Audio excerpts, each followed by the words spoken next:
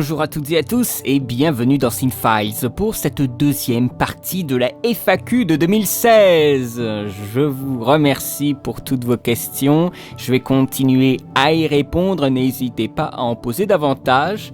Ce serait bête que la FAQ se termine à la troisième partie. Je vous remercie vraiment pour tous vos retours, votre soutien.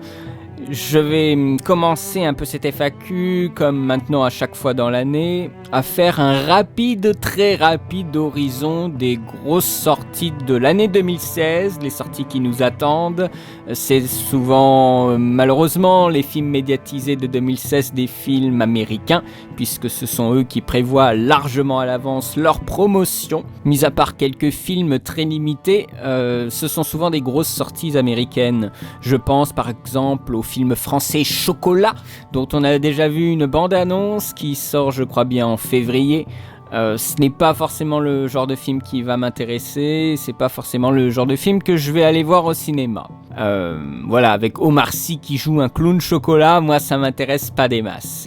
De même que aussi des films américains, je vous les cite, mais ils m'intéresseront de toute façon pas, comme Les 8 salopards de Tarantino. J'ai jamais été un gros fan de Tarantino, donc 8 personnes qui sont dans une ferme, moi ça m'intéresse pas. De même que d'autres films, comme le Alice au travers du miroir, ou encore Civil War, tout ça, ça m'intéresse pas du tout. Je pourrais par exemple vous citer d'autres films qui m'intéressent un petit peu plus. Les films d'animation, souvent je suis assez friand. En 2016, on va avoir des trucs intéressants comme Zootopia. La bande-annonce est assez amusante. Ça me fait beaucoup penser à la bande dessinée Black Sad. C'est une bande dessinée on va dire, qui retranscrit l'ambiance des films noirs, mais avec des animaux qui remplacent les personnages. Et nous suivons un détective privé qui est une panthère noire. Et voilà, Black Sad c'est très très bien, mais c'est quand même violent, c'est pas pour les tout petits. Et là, Zootopia, ils ont essayé de surfer un peu sur la même tendance et l'animation a l'air très très chouette. Il y a aussi d'autres films avec des animaux, comme Des Bêtes, le film, il me semble, du studio qui nous a fait Les Mignons. On avait cette bande-annonce avec les animaux qui sont dans leur appartement, qui font un peu le bazar quand les adultes ils sont pas là, avec le chat qui bouffe un poulet entier et après il voit un gâteau.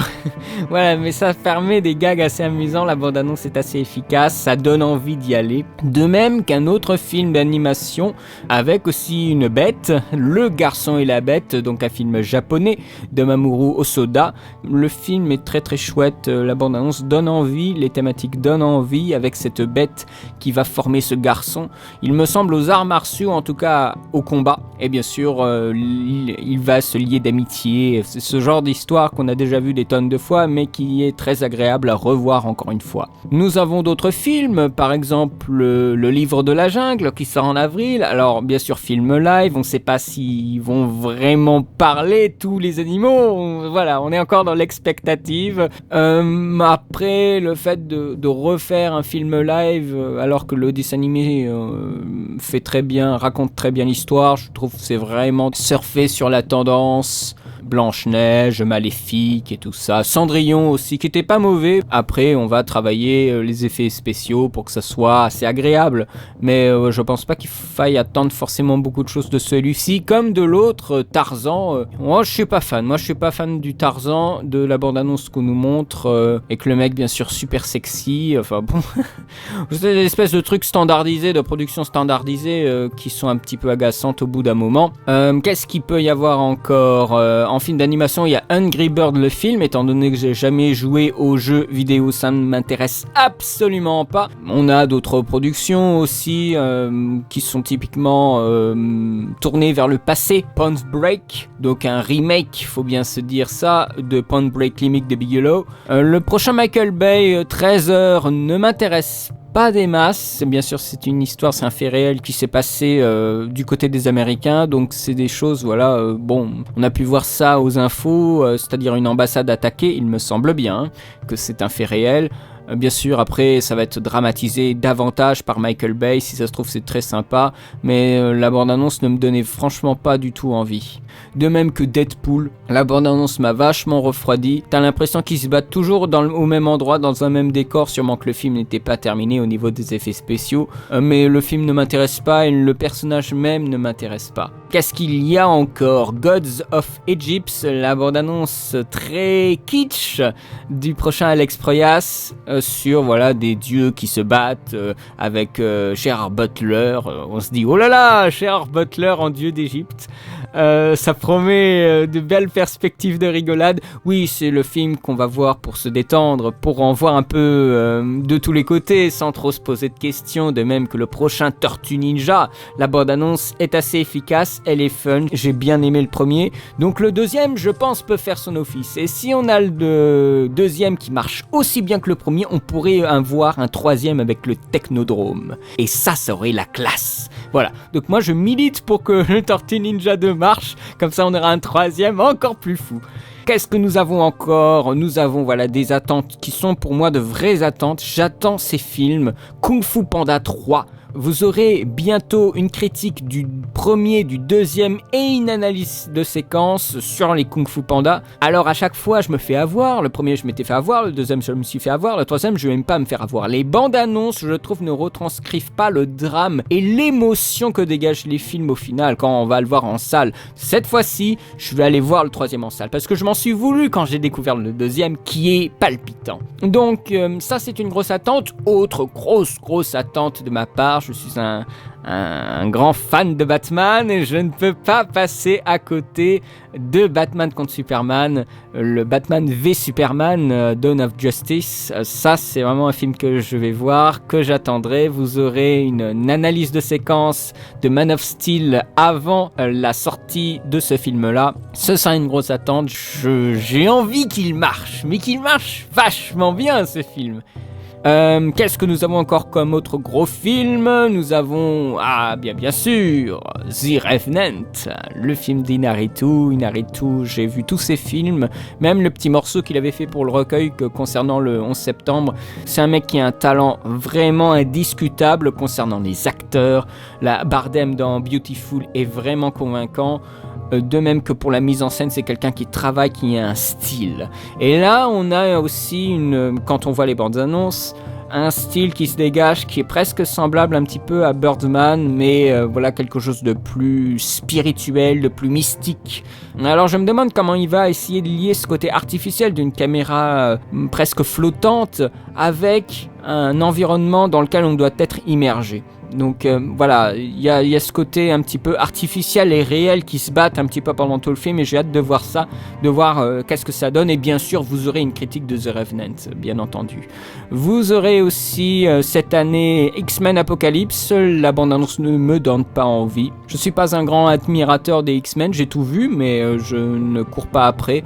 Un autre film qui, je crois, sort pas loin avant ou après les X-Men, c'est Warcraft. Alors, je suis un gros fan de Warcraft 2 et il se trouve que ce film-là va revenir sur l'origine, la découverte d'Azeroth par les orques et bien sûr les premières confrontations avec les humains. Alors, ça permet d'imaginer des perspectives de trilogie, surtout que quand on connaît les personnages, on sait en plus ce qui leur arrive, donc ça devient encore plus palpitant. J'aime beaucoup le casting, il n'y a pas de star, il n'y en a aucune, tout le monde peut crever dans ce film. C'est pas la star écrasante, où vous savez ces stars où on a des affiches de films avec en énorme le nom du gars, parce que c'est lui qui fait vendre. Là non, on a des acteurs de série, on a des gens qui ont fait beaucoup de second rôles, comme Clancy Brown, qu'on voit dans Highlander par exemple, c'est lui qui fait le Kurgan. Mais ici, voilà, il n'y a pas de grosse tête d'affiche, et c'est là aussi l'atout. Non seulement c'est un atout financier, les gens demandent moins d'argent, mais c'est aussi un atout, on va dire, narratif, parce qu'on sait que tout le monde peut crever, parce que souvent la star ne meurt pas. Bien là, n'importe qui peut mourir. J'ai vraiment envie de croire que ce projet pourra devenir une bonne référence, non seulement en termes d'adaptation de jeux vidéo, mais aussi une bonne référence pour l'heroic fantasy. Parce que c'est bien joli le Lord of the Rings, le Seigneur des Anneaux, mais ça commence à dater. Et j'ai envie de croire que Warcraft pourrait être un nouveau pilier, une nouvelle brique, un nouveau bâtiment imposant dans l'avenue de l'heroic fantasy au cinéma. Et il y a d'autres films qui se sont dévoilés aussi, Independence Day qui a été annoncé en 2 parties, et là ils reviennent. Alors j'ai beaucoup aimé le premier Independence Day, je crois en 97 il me semble.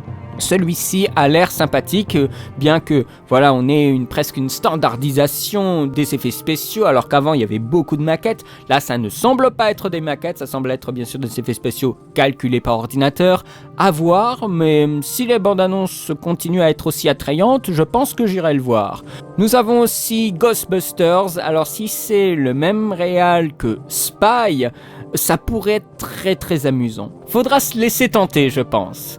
Il y a d'autres films qui ont pointé le bout de leur nez, comme Star Trek Beyond. Je ne suis pas un gros fan des Star Trek, je pense pas aller le voir, mais la bande-annonce donne de bonnes espérances.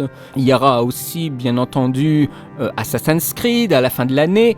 On voit quelques images qui ont l'air attrayantes, mais il faudra voir le contenu, il faudra voir un peu la mise en scène aussi. Étant donné que je crois que c'est le même réalisateur qui a fait Macbeth, sorti cette année, qui était très impressionnant au niveau visuel, donc peut-être qu'on l'aura laissé s'exprimer à nouveau avec Assassin's Creed, donc faudra voir, tout n'est pas perdu.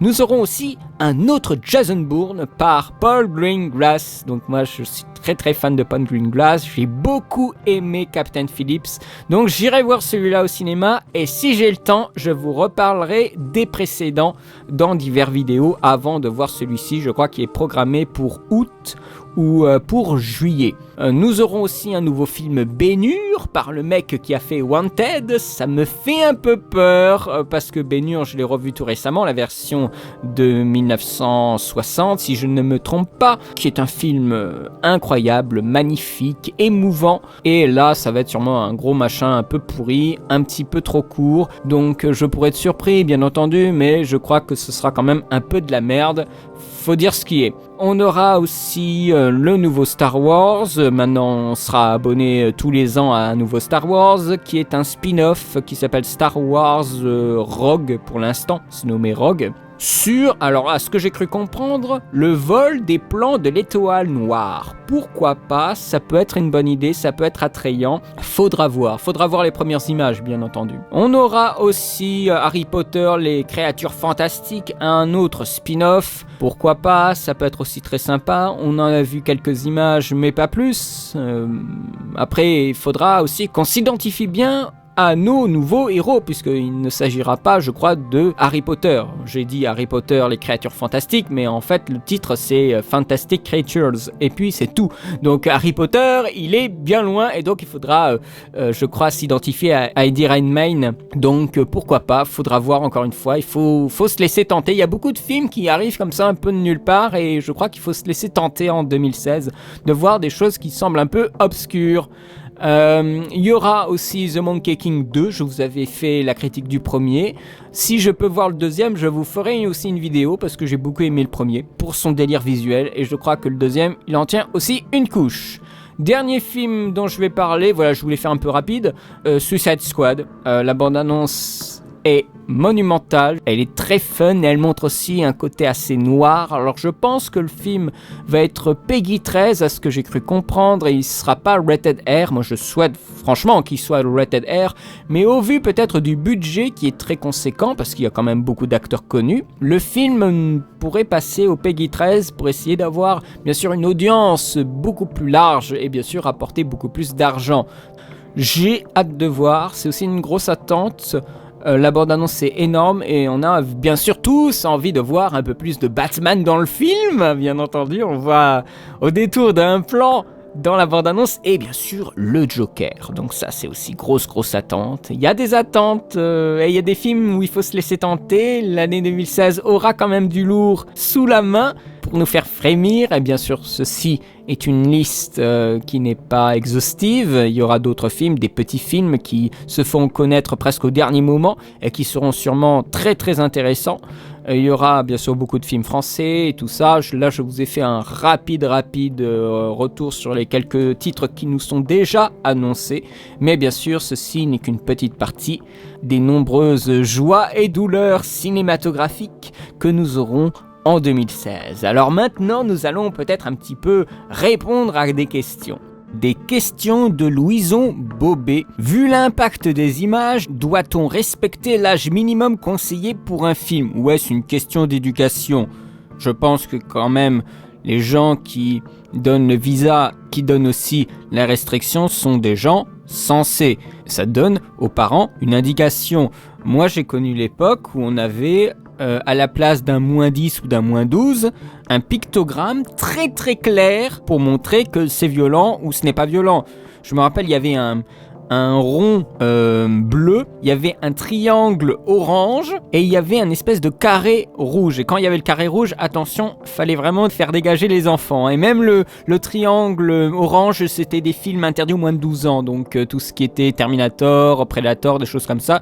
Et interdit aux moins de 16 ans, c'était des choses du style Eden. Je me rappelle, Eden, c'était, il y avait le carré rouge et c'était assez violent. Oui, je pense que vu l'impact des images, absolument, il faut respecter l'âge minimum conseillé pour un film. C'est une indication. Après, il y a des enfants qui sont plus endurants. Par exemple, j'ai vu au cinéma La Momie de Steven Sommers, alors que je n'avais pas forcément l'âge. Et bon, je me suis caché un peu les yeux quelquefois. Mais voilà, mon père a jugé que ça pouvait être pour moi, parce que j'étais déjà allé voir Le Monde Perdu au cinéma. Ça dépend aussi de l'éducation, de ce qu'on montre aux enfants. Si un enfant, on lui montre que des trucs où il y a du meurtre de tous les côtés, des films policiers, tout ça, bah, l'enfant, il sera peut-être un peu plus endurant quand il voudra passer à la vitesse supérieure. Mais oui, c'est une indication de conseil de la part du gouvernement, parce que c'est ça finalement, ministère de la Culture, qui va être pris après par les gens qui éduquent leurs enfants, c'est-à-dire les parents. Donc ce sont les deux, à mon avis. Le premier est une indication pour le second. Les gens qui éduquent, ils font leur boulot ou pas, hein. C'est tout simplement ça. Qu'ils regardent aussi un petit peu ce que regarde l'enfant comme ça. Mais après, vous savez, maintenant sur Internet, on peut accéder à des images de vraie violence, de la vraie violence filmée. Et ça, on peut pas y échapper. On peut pas vraiment contrôler ce que peut voir l'enfant sur Internet. Alors que moi, je viens d'une génération où on n'avait pas Internet. Et donc les images violentes, les images, la télé en gros, il y avait que ça, c'était quand même contrôlé. Les parents pouvaient contrôler ce qu'on regardait un petit peu à la télé. Maintenant, on est hors contrôle. Les enfants sont hors de contrôle. On ne peut plus contrôler les enfants. Donc, dans ce qu'ils regardent. Donc c'est vraiment une autre façon de voir. Donc vaut mieux au moins assuré de ce côté-là, au niveau des films, je pense, hein. Après, je ne suis pas parent. Le film qui a marqué ta vie de cinéphile, celui que tu peux revoir encore et pourquoi? J'en ai pas. Le film, non. Il y a des films que je regarderai tout le temps, mais ce sont des films, c'est une série de films. Voilà. Et encore, ce sont des séries de films qui sont issues d'une époque bien précise. Ils me donnent une drôle de nostalgie, en fait. Soit il y en a trop, et donc je vais en faire des listes et tout ça, et d'ailleurs cette question me l'a déjà posée. Sinon, non, je préfère dire qu'il y en a aucun. Voilà, qui sont tous égaux, tous ceux que j'apprécie particulièrement. Le cinéma hollywoodien, industrie ou art? Industrie. Non, c'est industriel. Tous les gars te le diront. C'est industriel. Clairement. Après, il y a des gens qui arrivent à faire des films presque de façon industrielle, mais ce sont des véritables chefs-d'œuvre. Des chefs-d'œuvre, je veux dire que ce sont des véritables objets artistiques. Mais le cinéma hollywoodien fonctionne comme une industrie, comme une usine.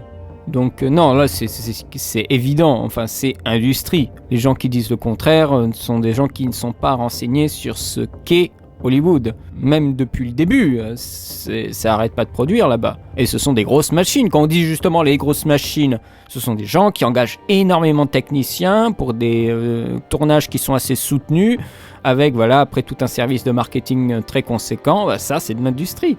Ensuite, tu comptes faire du cinéma ta vie active? Tu vis de ton travail de YouTube? Point d'interrogation. Je travaille dans l'audiovisuel en montage, enfin on essaye de se placer comme on peut. Je ne travaille pas encore dans le cinéma, c'est plus télé. Après bien sûr il y a toujours les aspirations pour travailler en post-production pour le cinéma, mais ça c'est pas gagné, mais je le souhaite toujours. Et je ne vis pas du tout de mon travail sur YouTube. Je gagne rien du tout, si ce n'est du respect et de la visibilité. C'est tout ce que je gagne pour l'instant sur YouTube. pourquoi ne pas chercher à développer ton audience via Twitter par exemple, pour pouvoir interagir directement, être au courant des infos concernant les chaînes et les vidéos à venir par exemple. Des collaborations avec d'autres youtubeurs seront envisagées, genre MrFox, etc. Je n'ai pas Twitter, je me suis posé la question là récemment en faisant la vaisselle. Je n'ai pas Twitter parce que mon portable ne me permet pas de l'avoir. Et je pense que Twitter, c'est un site, c'est une application pour interagir rapidement et donner des petits billets d'humeur instantanés. C'est pour ça le tweet, c'est le truc qu'on voit en direct. Et on tape le message en direct. Bah moi, je n'ai pas internet sur mon portable, vous voyez un peu le portable de l'époque, donc non, je n'ai pas internet sur mon portable, enfin si je l'ai, mais c'est le truc qui c'est pas possible quoi. Donc moi je n'ai pas Twitter parce que je ne peux pas écrire instantanément, donc si je suis sur internet c'est forcément via un ordinateur, et donc Facebook est plus utile pour moi. Après, si j'avais tout d'un coup un portable, si j'avais du fric déjà, pour avoir un portable qui puisse me donner accès à Internet et donc à Twitter et tout ça, ça ferait encore un site à vérifier, à gérer. Et moi, je préfère franchement concentrer mon attention sur les prochaines vidéos que je vais faire que me concentrer à faire du community management. J'aime bien ça. Je pense qu'à un moment, il y aura tellement de messages que je pourrais même plus contrôler ce que je vois. Enfin, contrôler, oui, que je puisse voir, avoir une vue d'ensemble sur ce qui se fait. Alors, rajouter encore Twitter, non, ça me plaît pas du tout. Alors, dans ce cas-là, il me faudrait vraiment quelqu'un qui travaille sur tout l'aspect promotionnel et community management, comme ça se fait sûrement pour certaines chaînes YouTube assez connues, où il y a tellement de messages que le mec, il en peut plus et il a quelqu'un avec lui. Et ça, je peux comprendre tout à fait. Mais là, je suis déjà pas encore. Je vois pas ce que Twitter pourrait me proposer de plus, sachant que quand les gens, ils ont quelque chose à dire, bah t'as les commentaires YouTube en dessous, voilà, et moi je leur réponds, point final. Ça s'arrête là, je vois pas ce que Twitter pourrait apporter de plus, de encore plus instantané qu'un commentaire YouTube sous la vidéo, quoi. Enfin bon, voilà, c'est des choses que moi, ça m'échappe un petit peu, mais tu fais bien de poser la question de Twitter, mais moi je peux pas avoir, enfin si je peux l'avoir, je peux être sur l'ordi et avoir Twitter, mais je vois pas dans ce cas-là la différence avec Facebook, donc autant être resté sur Facebook et bien planifier ce que je fais avec Facebook, en voir encore un Twitter à côté. Déjà qu'on m'a un peu forcé la main, il y a quelqu'un qui a fait une page Sens Critique Cinefiles, donc voilà, moi je me suis dit ah ouais ok, d'accord, c'est fait sans mon autorisation, mais bon, c'est pas grave, maintenant je regarde un petit peu ce qui se fait et ce qui se dit, et je regarde doucement un peu plus ce qui est dit sur Sens Critique, mais parce que moi j'aime bien avoir le contrôle, c'est-à-dire pas forcément ordonner que les choses soient comme ça et comme ça, mais savoir ce qui est dit de mon émission et savoir ce que les gens pensent de telle ou telle vidéo. Moi, ça m'intéresse énormément. Sûrement parce que voilà, j'ai une éducation qui est comme ça. Voilà, donc Sens Critique, c'est intéressant de voir les gens qui notent et les commentaires et tout ça, et voir aussi un peu les films et comment les gens ont réagi par rapport à tel film. Et surtout les statistiques de notes, ça c'est pas mal. Non, dans Twitter, non. Enfin, pas pour l'instant, absolument pas pour l'instant. Collaboration avec d'autres youtubeurs sont envisagées. Je préfère des collaborations tout court. Alors collaboration avec d'autres youtubeurs pour faire tendance et pour essayer de se ramasser des vues. Enfin c'est des conneries ça. Je fais des collaborations sur la chaîne, mais c'est des gens que j'ai rencontrés en vrai et puis voilà. Et ça m'arrive de participer à des débats. Mais là c'est même pas des collaborations pour faire des vidéos, c'est quelqu'un qui veut faire un débat, il a besoin de personnes sur des films. Paf, voilà, et j'arrive. Je vous renvoie, bien sûr, je les ai cités plusieurs fois, il me semble, La Table Ronde, qui est une chaîne qui fait des débats sur des films qui sortent, on va dire, récemment. Après, ils mettent du temps à faire le débat, mais c'est un autre souci. Mais j'interviens de temps en temps, franchement pas des masses, mais vraiment de temps en temps. Mais ça m'est arrivé d'intervenir là-bas, et aussi je suis avec assiduité, je suis intervenu une ou deux fois sur les débats de Akiran Soliste, qui est une chaîne qui fait aussi beaucoup de débats sur des films déjà plus forcément tendance, des vieux films aussi, mais autrement en collaboration avec d'autres youtubeurs. Déjà les youtubeurs connus, j'en connais pas des masses, hein. Et puis bon, j'en vois pas l'intérêt, hein. Franchement, j'en vois pour l'instant vraiment pas l'intérêt.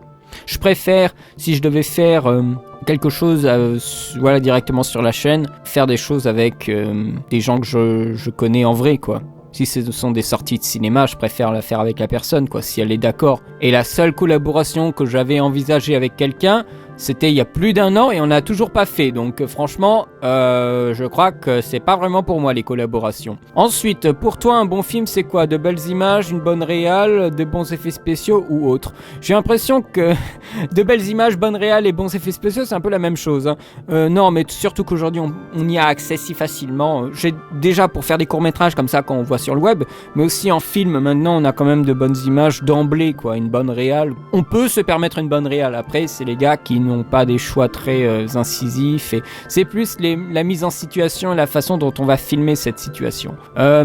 Après, c'est les gens qui ont la niaque ou pas. Tu vois très bien qu'il y a des gens qui sont un peu en pilotage automatique. J'arrête pas d'utiliser cette expression en ce moment. Pilotage automatique de réalisateur. Et d'autres qui essayent de proposer quelque chose. Tu vois tout de suite que c'est pas conventionnel. Je me pose même pas cette question. C'est un tout. Enfin, on peut pas le dissocier de cette façon quand même. Enfin, c'est chaud quand même de le dissocier de cette façon. On peut le dissocier quand on parle de processus de création, bien sûr, mais c'est un tout quand tu as le produit terminé. Le scénario amène à des situations filmées et captées au son d'une telle ou telle façon. Donc je vois pas, j'ai un peu de mal. Non, pour moi c'est quoi c'est-à-dire ce qui me plaît le plus? Oh, je dirais le filmage de situation. Après, bien sûr, moi je suis un peu plus intéressé par le montage, donc ce sont aussi des montages de... Oui, mais encore une fois, tout est lié, donc moi je peux pas trancher comme ça, voyons. L'avenir du cinéma, pour toi, c'est quoi? Soyons fous, voyons les choses en grand.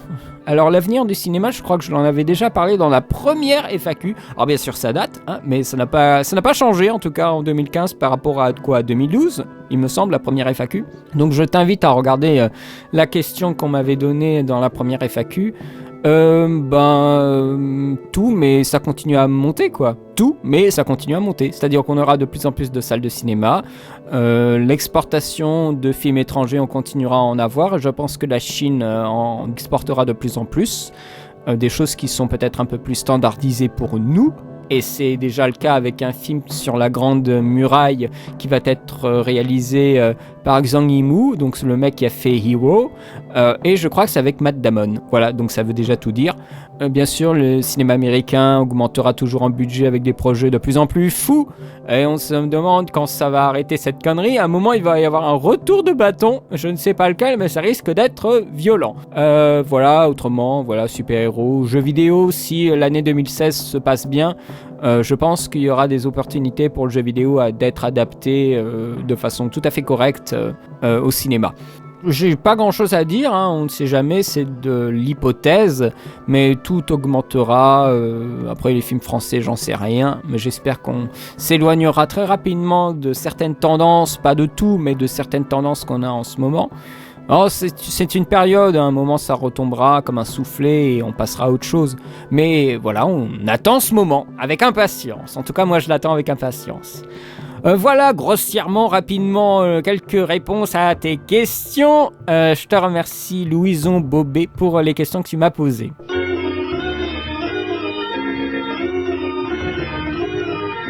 Je vais maintenant répondre aux questions de Victor Lay. As-tu vu le film Pan? Non. Donc voilà. Quel est ton avis concernant les prochaines réadaptations live de classiques de Disney tels que Le Livre de la Jungle ou Dumbo, etc. Encore une fois, c'est vivre dans le passé parce que les mecs ils ont trop peur de proposer des choses innovantes, et quand ils proposent des choses innovantes du style Tomorrowland, ils savent pas comment en faire la promotion. Donc voilà, on vit dans le passé avec Star Wars et tout ça, hein. On flatte la nostalgie parce qu'ils ont que ça à vendre. Qu'est-ce que vous voulez faire contre ça? Vous pouvez pas, parce que vous allez voir ces films, parce que votre nostalgie est flattée. Après, que les gens ne viennent pas se plaindre que Hollywood n'est pas innovant, hein. Ne venez pas vous plaindre, ça sert à rien.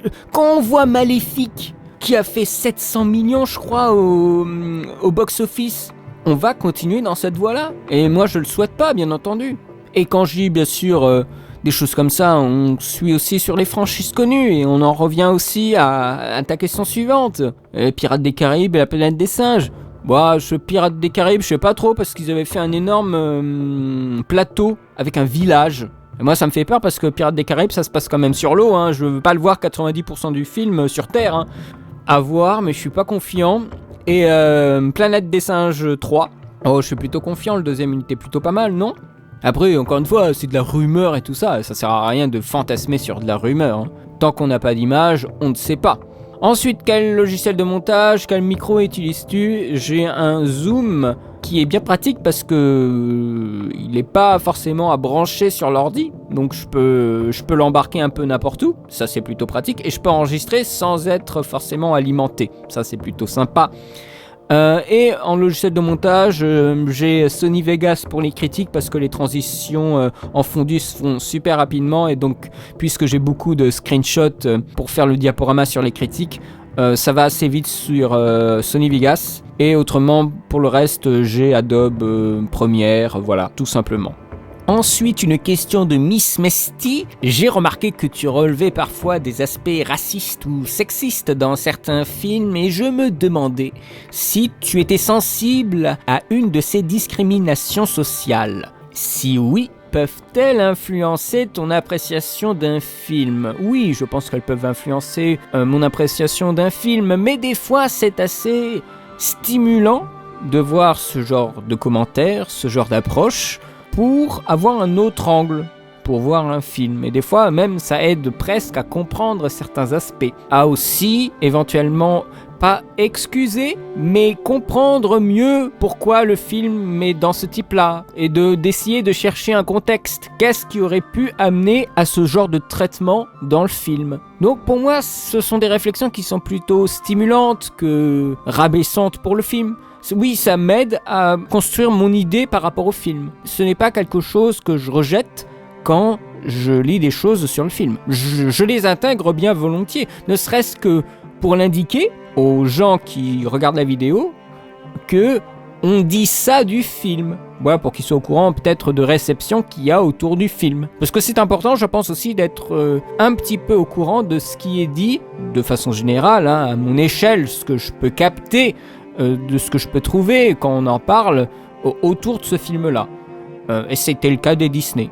Je trouve que c'est très stimulant d'avoir un discours sexiste concernant certains films de Disney parce que ça permet de mettre en rapport certains plans, certaines idées. Comme ça, quand on regarde le film, on s'en rend pas compte, mais il y a des choses derrière. Des choses qui sont bonnes ou pas bonnes. Ça, c'est libre à interprétation. Il y en a qui trouvent que le racisme, c'est vachement bien. C'est pas forcément le cas de tout le monde, mais en attendant, ça peut cerner le film et ça peut être une piste de réflexion autour du film. Ne serait-ce que pour secouer le cocotier. Oui, faire trembler nos conceptions autour du film pour une remise en cause, bien sûr, remettre en cause ses classiques, remettre en cause les films et remettre en cause sa façon de penser, c'est quelque chose d'assez stimulant, mais il faut que ça soit aussi bien amené. Et je pense que lire des aspects racistes ou sexistes, ça peut amener à ce genre de choses. Et moi, je suis pour. Je ne suis pas pour les idées, mais je suis pour ce que ça peut entraîner. La remise en cause de la façon dont on voit le film. Question de Armance Cardon. Je constate que tu fais peu de critiques, d'analyses de films français. 3 films français critiqués, Le Pacte des Loups, La Belle et la Bête et Astérix au service de la Reine. Est-ce par choix ? Non, pas forcément. D'ailleurs, pour compléter ta petite liste, je t'invite à regarder les analyses de La Môme, une séquence de La Môme, et aussi du Créateur. Je me rappelle, j'avais fait aussi sur le Créateur. Et j'ai aussi en stock une analyse d'une séquence, une toute petite séquence du film... il me semble que c'est Un singe en hiver avec Belmondo et Jean Gabin. Non, c'est pas forcément par choix. Je souhaiterais parler de d'autres films français. Je voudrais vous parler par exemple d'un film. Et ta critique avait fait une critique de ce film, j'étais très content. C'est Grégoire Moulin contre le reste de l'humanité ou un titre comme ça. Le film, je l'ai trouvé vraiment marrant et je le trouve super bien réalisé. Donc voilà, il faut prendre le temps, mais je le prends pas encore une fois. Et il y a beaucoup de films français qui m'ennuient beaucoup.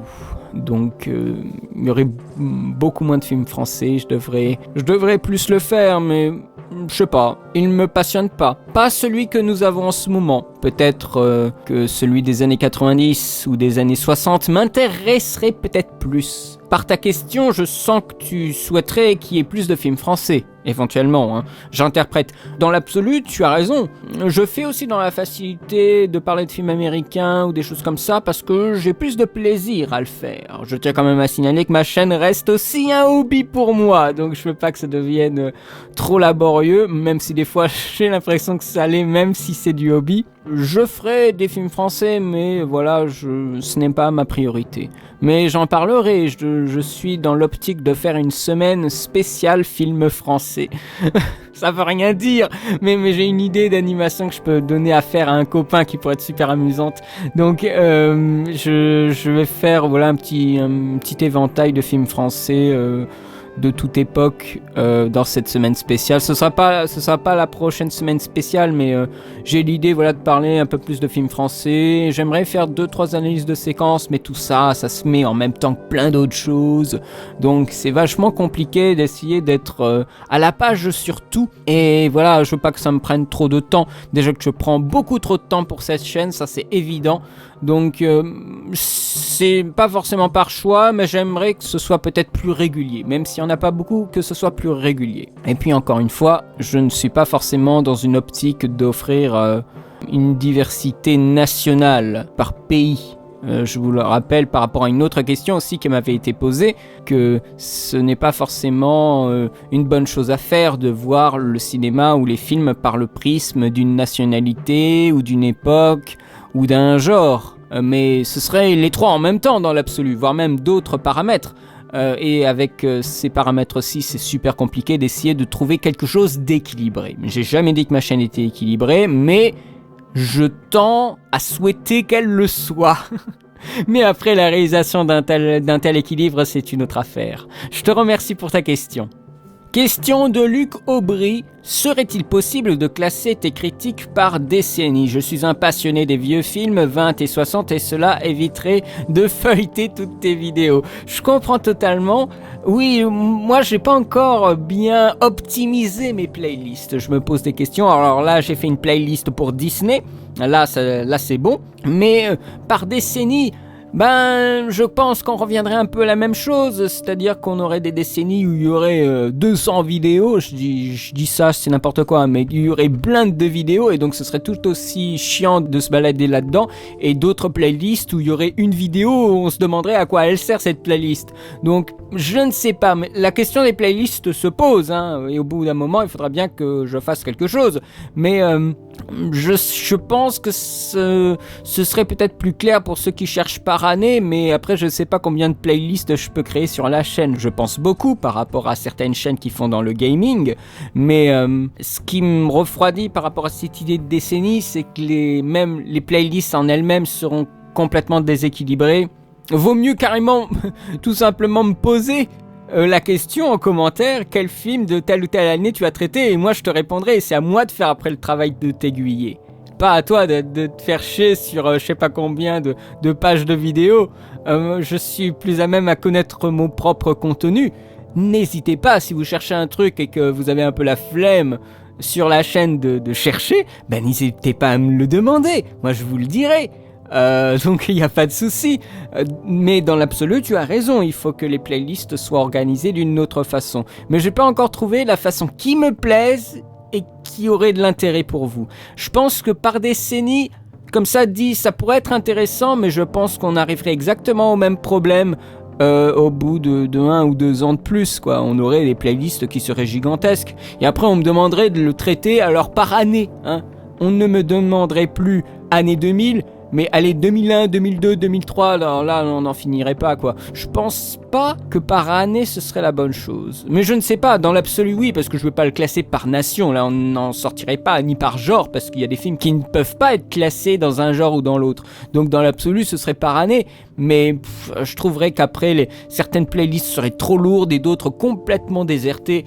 Donc, je ne sais pas. Mais c'est un sujet à débat, N'hésitez pas, si vous avez des suggestions, à me les proposer dans les commentaires. En tout cas, je te remercie, Luc Aubry. N'hésite pas à poser d'autres questions si tu en as d'autres. En tout cas, merci à toi.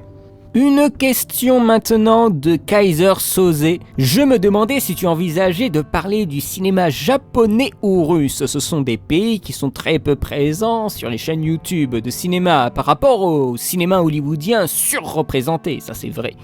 Il y a eu dans ces pays, dans les périodes 50-80, de grandes fresques historiques. Aborder des films soviétiques comme Adrien Rublev ou Tarkovsky en général, Sibériade ou du côté japonais des films de Kobayashi ou Kurosawa serait intéressant. Je suis curieux de découvrir d'autres films de ces pays alors que les films hollywoodiens m'intéressent un petit peu moins aujourd'hui. Ensuite, tu me poses une autre question, mais ne crains-tu pas que l'audience ne suive pas si tu t'écartais un petit peu du cinéma américain? Je vais répondre déjà à la première interrogation. J'envisage toujours d'essayer de parler d'autres films, mais je crois que parler du film américain et voilà d'un cinéma qui est occidental est moins laborieux et ça me fait peut-être plus plaisir que de parler du cinéma asiatique où j'entends par là coréen, japonais, chinois et de parler du cinéma russe que je ne connais pas trop bien même si j'aime beaucoup. Tu parles justement de grandes fresques historiques, moi je pense à Guerre et Paix, hein, la version américaine était un petit peu minable par rapport à ce qu'ils ont fait les Russes. Oh là, c'est formidable ce film, moi je voudrais vous en parler mais ça nécessite des ressources, ça nécessite de revoir le film, ça nécessite d'essayer de trouver des informations, de réunir tout ça et de faire une vidéo et ça peut prendre beaucoup de temps, alors que le cinéma américain, j'ai plus de facilité à regrouper mon avis et à trouver des informations sur ces films-là, parce qu'ils sont médiatisés par rapport aux films russes. Tarkovsky, je voudrais vous en parler, je voudrais vous faire une analyse de Stalker. J'avais déjà commencé, mais je l'ai vachement mis de côté. Ça, c'est une sorte de projet qui a commencé en 2011, hein, donc vous voyez le machin, en fait, quand j'avais commencé à créer la chaîne, j'avais déjà une idée derrière la tête avec Tarkovsky et Stalker, mais j'ai jamais pu aller très très loin, donc il faudrait que je m'y reprenne et tout ça, et ça prend beaucoup de temps. Il faut replonger dedans, c'est pas évident, mais voilà, moi je voudrais pas que ça devienne trop difficile de parler d'un film, alors je préfère... Oui, tu peux y voir de la facilité, parler du cinéma américain, qui est surreprésenté. Après, voilà, j'essaye, dans la mesure du possible, de ne pas parler des gros machins américains. Alors, bien sûr, je ne peux pas ne pas parler du prochain Batman ou des choses comme ça, parce que là, on touche pas forcément au blockbuster, mais là, on touche à une partie de mon enfance. Moi, chez Batman, voilà, pour moi, c'était le super-héros qui a bercé mon enfance. Superman, c'était venu bien après. Pour moi, Batman, voilà, c'est quelqu'un d'important dans mon enfance. Donc moi, je peux pas passer sous silence un nouveau film avec Batman. Donc voilà, je prends cet exemple-là, mais oui, je prends plus de plaisir à parler du cinéma américain. Après, pour une affaire de temps pris, je préfère me concentrer sur des choses qui sont plus simples pour moi à aborder. Bien que dans l'absolu, je voudrais parler d'autres choses. Je voudrais parler du cinéma russe un petit peu, vous faire de l'analyse de séquence par exemple d'un passage du Cuirassé Potemkin, ou vous parler un petit peu plus de cinéma asiatique. J'ai vu 2-3 films là récemment qui étaient vachement bien. Je voudrais vous parler aussi un peu plus d'animé japonais. Ça viendra, mais voilà, ça prend beaucoup de temps. Ça prend beaucoup de temps à écrire. Je voudrais vous parler, quand tu parles de Kurosawa, je voudrais vous parler de Ran, mais je prends pas le temps parce que c'est très compliqué, parce que c'est pas ma culture, il y a des choses dans le film que je ne comprendrai pas si je ne fais pas un petit effort pour me documenter, ou pour parler avec des gens qui peuvent m'expliquer. Je voudrais reprendre un peu mes cours d'université sur Kitano, essayer de vous fournir une vidéo intéressante sur le personnage, mais ça prend aussi du temps, tout prend du temps, et encore une fois, voilà, ce que je fais sur cette chaîne, j'en vis pas, enfin, c'est du hobby, un hobby qui me prend tout mon temps libre. Voilà, je voudrais quand même pas être dévoré par la chaîne. Alors déjà, je me trouve assez dévoré comme ça, je me sens grignoté par moments, tout est en cours chez moi, faut pas croire que, voilà, je me demande, qu'est-ce que je vais faire la semaine prochaine? Je sais très bien ce que je vais faire la semaine prochaine, mais c'est plutôt d'essayer de voir sur la longue durée. Et j'ai des tonnes de projets qui sont en cours en même temps, et en fait qui avancent tous en même temps. Donc je prévois par exemple, pour te rassurer presque, je prévois une critique de The Assassin, le film là qui était sorti à Cannes, ça c'est prévu. Je souhaiterais que ça soit plus divers, mais dans ce cas-là, que ce ne soit pas forcément plus divers dans les nationalités représentées sur ma chaîne, mais que ce soit plus divers dans les sujets des films, les thèmes abordés, et que ce soit par exemple pas que des films sur les super-héros ou des films d'action ou des choses comme ça. Je pense que voilà, on peut aussi... Là, tu as plutôt une conception de de ce que tu me dis par rapport à ta question, du cinéma en termes de nationalité, en termes de pays. Il y a d'autres personnes qui peuvent avoir une conception du cinéma en termes de décennies. Ils ne considèrent pas du tout le cinéma comme étant issu de tel ou tel pays, mais d'abord par rapport à une époque. Et d'autres personnes qui considéreront le cinéma uniquement par le genre. Et moi, je pense que c'est peut-être un petit peu réducteur. Dans tous les aspects que je viens de dire, c'est réducteur. Mais de le considérer uniquement par un aspect.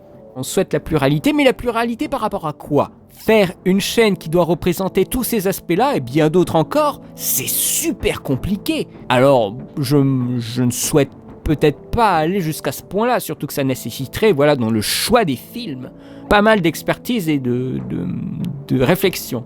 Et je veux pas me prendre la tête avec ça.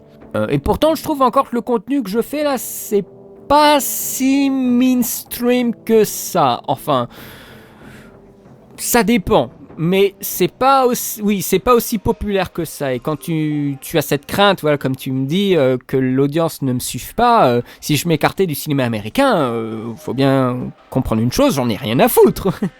C'est pas comme si le public après allait me donner quelque chose. Alors, s'il me suit pas, je m'en fous, mais je m'en fous. Alors, ils peuvent me proposer plein de films à voir, et j'en ai vu certains qui m'ont proposé. Et je les en remercie d'ailleurs, les gens qui m'ont proposé certains films à voir. Je me les note sur un bloc-notes. Mais pensez pas qu'ils vont commencer à influencer non seulement ma façon de parler de certains films, et pourtant des fois je me retiens parce que je me dis que ça va mal passer, et aussi mon choix de film. Le choix des vidéos que je fais sur la chaîne, ça me regarde. Vous pouvez me proposer des choses, vous pouvez dialoguer avec moi, mais j'aurai toujours le dernier mot. Donc si je vais à un endroit qui plaît pas à certaines personnes, ils regardent pas, ils attendent la suite. Je crois quand même qu'il y a un putain de contenu, quand même plus de 200 vidéos sur ma chaîne. Ce n'est pas pour rien. Vous pouvez regarder des vidéos qui sont passées. Elles sont pas périmées, les vidéos. Bien sûr, mon avis est périmé parce que j'ai peut-être un autre avis par rapport à tel ou tel film, mais ça reste du même contenu. Je suis sûr que beaucoup de personnes qui peut-être sont pas intéressées par le contenu que je fais en ce moment, ils n'ont pas vu certaines analyses de séquences qui sont postées sur la chaîne. Donc n'hésitez pas aussi à regarder le contenu qui a été fait avant. Alors bien sûr, des gens qui me suivent depuis le début, oui, eux, ils sont excusés parce qu'ils ont tout vu. Mais oui, il y a beaucoup d'autres contenus que j'ai fait avant, n'hésitez pas à aller les regarder, je vous encourage vraiment. En attendant justement de voir quelque chose qui vous intéresse plus. Et encore une fois, moi je vis pas de ça, c'est du hobby, donc moi je suis détaché de l'audience qui doit après aiguiller la personne dans ses choix de films et tout ça. Non, je suis libre de faire ce que je veux sur la chaîne. Si tout d'un coup j'ai envie de faire... pendant 3 mois que des films pornographiques, j'ai le droit de le faire. Après, il se trouve qu'il y a une chaîne qui en parlerait mieux que moi, mais c'est Arnaud Baudry, donc je veux pas lui piquer son travail, mais non, là, c'est une chaîne spécialisée, mais si j'ai envie de parler d'un certain style de film bien particulier et que ça intéresse pas beaucoup de gens, je vais quand même le faire. Voilà, mais après, ça prend du temps. Après, il faut savoir ce qui va prendre le plus de temps ou non, et ce qui va donner le plus de plaisir à la personne qui va faire la vidéo, et ça vaut pour...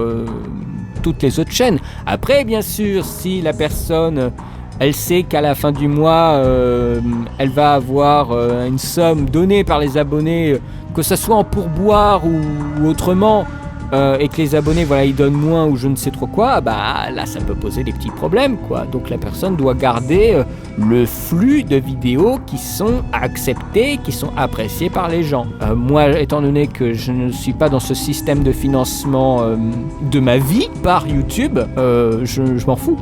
Je peux faire ce que je veux. Et je crois que la vidéo sur Cross te l'a bien montré. Je peux faire ce que je veux. Voilà. Et si les gens s'écartent, j'en ai rien à foutre. Je fais le contenu qui me plaît, sans forcément avoir des lignes éditoriales.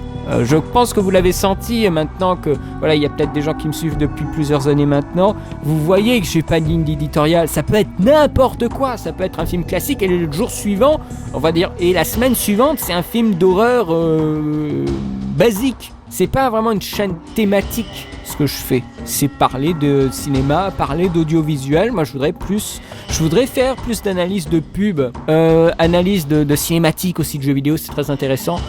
Mais ça prend beaucoup de temps et voilà. Et tout ça, ça se fait dans la longue durée. Je prévois des choses, mais après, je veux pas trop me faire dévorer comme je le disais. Enfin là, je commence à radoter là par rapport à cette question. C'était des très bonnes questions. Je te remercie, Kaiser Soze.